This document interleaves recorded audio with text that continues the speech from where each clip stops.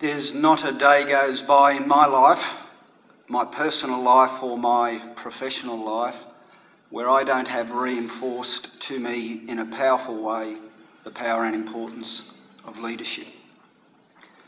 Thank you for the opportunity this morning to share some information and some personal thoughts with you over the next 50 minutes or so. I thought I might start just by telling you a little bit about my patch. We are the local government area situated ideally between Brisbane and the Gold Coast in the southeast corner of Queensland. We're a big business, currently the 6th largest council in Australia by population. Our budget next year will be $715.3 million as adopted by Council on Monday of this week. We pay a little over 2,000 staff each fortnight. Many of those are casual staff. We have $4.5 billion worth of assets on our balance sheet. Our population is currently 288,000. Predicted to grow to over $500,000 by the state government within the next 20 years. We have very diverse services like most local governments, which for us includes water and wastewater services, and I'll touch on that fiasco a little bit in a moment. We have a lean management team. For a business our size, our management team comprises myself, 4 second-level positions and only 26 third-level positions. When I say lean, I mean numerically, as I keep telling my management team when I use that slide. So we are a very lean management team. We're also the second lowest rates in southeast Queensland, and I keep telling my council a very significant reason for that is that we do manage our management team and our staff resources very directly. I have a very strong personal view that people in the management team need to be focused on strategy, leadership and performance management. We don't need to bog it down with people who aren't focused in those spaces. So we do have a lean management team. We also, according to a study undertaken by the Local Government Association of Queensland a couple of years ago, have the lowest staff per capita ratio of any council in Queensland, whether that's large councils or the very small councils.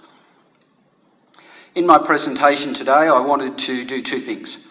I wanted to share a bit of information in terms of a Queensland snapshot, so a little bit of reflection about the lead up to, the time of, and a bit of review of where we're currently at in terms of boundary changes. Talk a little bit about our experience in that space. Just share with you some of my thoughts on boundary change processes. Then talk a little bit about council elections that occurred just 7 weeks ago, 6.5 weeks ago. And then on one slide, just a snapshot of the state that is Queensland. Part 2, I actually wanted to then look ahead a little bit, share some of my thinking with you about some challenges in terms of our financial future as the business of local government. I want to share some of my thoughts with you in terms of our focus on community, our focus on our profile, our focus on performance. Then just a slide with some personal hobby horses. And then I want to finish where I started. So can I just start? True or false? CDs are the size they are, so they could hold Beethoven's 9th Symphony. Who thinks that's true? Who thinks it's false? It's actually true. Hair grows back thicker and faster if you shave it. True? False? It's actually false. The Great Wall of China can be seen with the naked eye from the moon. Who thinks that's true? Who thinks it's false? It's false, and I've been assured that you can't see the rabbits either. Wasn't that a great ad, really, in the context of advertising? True or false? Got some people in the room who I'm sure would know this song, the 1976 Manfred Mann Earth Band hit, Blinded by the Light. True or false? The first three lines of the chorus are blinded by the light, wrapped up like Medusa and alone in the night. Who thinks that's true? Who thinks it's false? It's actually false. Does anyone know what they are? I just know so many people who know this song, and I know next to no one who actually knows what the words to the chorus are. And depending whether you want the drug version or you want the revhead version, they're actually blinded by the light, revved up or wrapped up like a deuce, another runner in the night. True or false? Coke was originally green. True?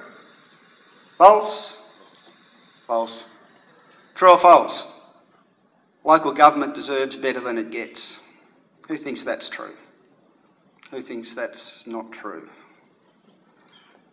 My view, until we prove we can deserve better, I don't think we do deserve better. So I think the challenge for us is to actually prove through what we do that we do deserve better.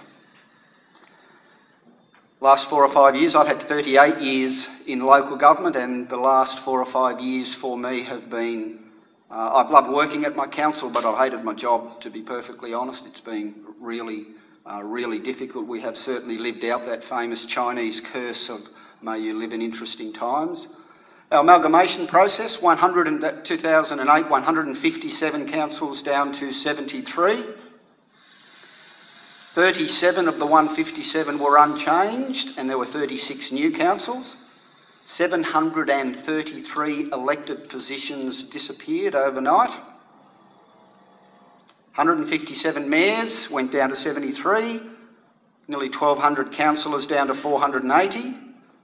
There was a tribunal appointed to look at councillor remuneration, and the remuneration for councillors in 2008 was increased significantly.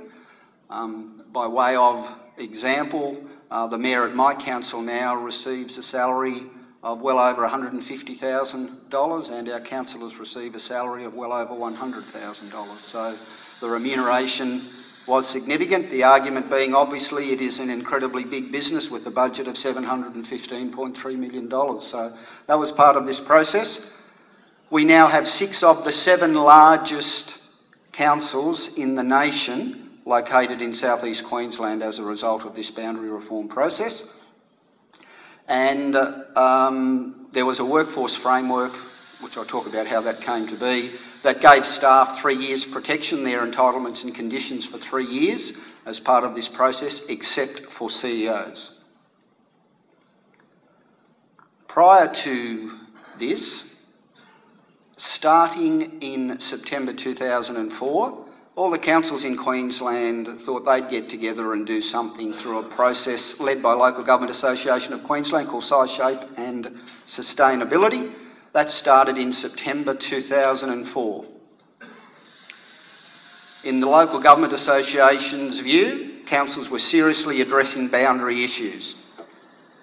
In my view, they still would be 5 years later if it was left to them. Frankly, they were all in their own backyards, all about their own interests. And if the state didn't do something, we would still be having meetings every quarter to see what we might do. That's my honest view.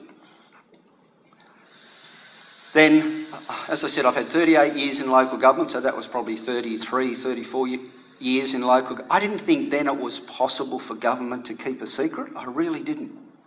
This proved me wrong. On the 27th of April 2007, completely out of the blue, no one in the industry any idea. The state government announced this was on, gave us 3 weeks to put submissions in about what we thought our boundaries should be, and appointed a Boundaries Commission.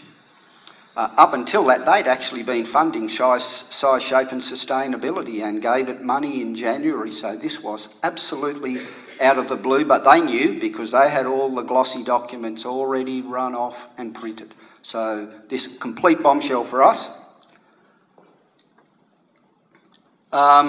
We were given 3 weeks to put a submission in.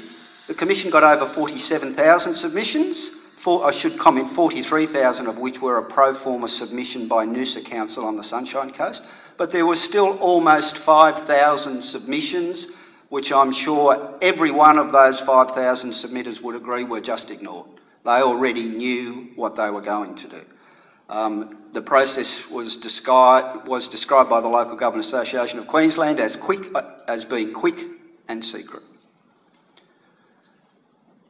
Interestingly, law was passed saying we could not poll our communities. We could not go and engage our communities on what their views were on whether or not our boundaries should change. And also through all of this, huge legislation changes. New local government acts, new planning legislation, other new pieces of legislation, just endless. And you know what? We weren't consulted on any of it. You know, maybe I've seen stuff where I've got an email on a Friday afternoon for something that was sent out Monday morning saying this is what's going to happen. So no genuine consultation at all. They said it was all about making councils more financially sustainable. How do you take 5 financially unsustainable councils and put them together and make a financially sustainable council? You end up with one larger financially unsustainable council. And what they did, most of the amalgamation happened in South East Queensland and in the larger councils that were in fact by their own reports financially sound. They said it was about communities of interest, but they split them up all over the place, and we are a very good example in terms of our boundary change, huge community of interest, just completely split. So what happened for us, and this is a theme for me going forward, trust became a fundamental and a very serious issue. And I don't know whether any of you followed any of this at all, but there was really, really bad blood between the Local Government Association of Queensland and the state government, and particular Premier Beattie at the time. It was bad blood and it was personal and there was no trust at all. Share just a bit of information quickly about our experience. I'll go through it quickly if any of you are interested in following up on any of this. More than I could talk about this for days. But the pink part is our old council. The rest of the coloured part is our new council, so that's 249 square kilometres in the pink, 960 square kilometres our new council area. We put a submission in when we were asked within 3 weeks what would we like the status quo, but if our boundaries had to expand, this was what we think would be the best in terms of community. Completely ignored it, like everybody else. Our boundaries expanded to the south, 40,000 new residents out of what was the former Beaudesert Shire Council. That disappeared altogether. 40,000 new residents out of the top end of the Gold Coast. Our population overnight went from 170,000 to 255,000. Our area from 249 to 960 square kilometres.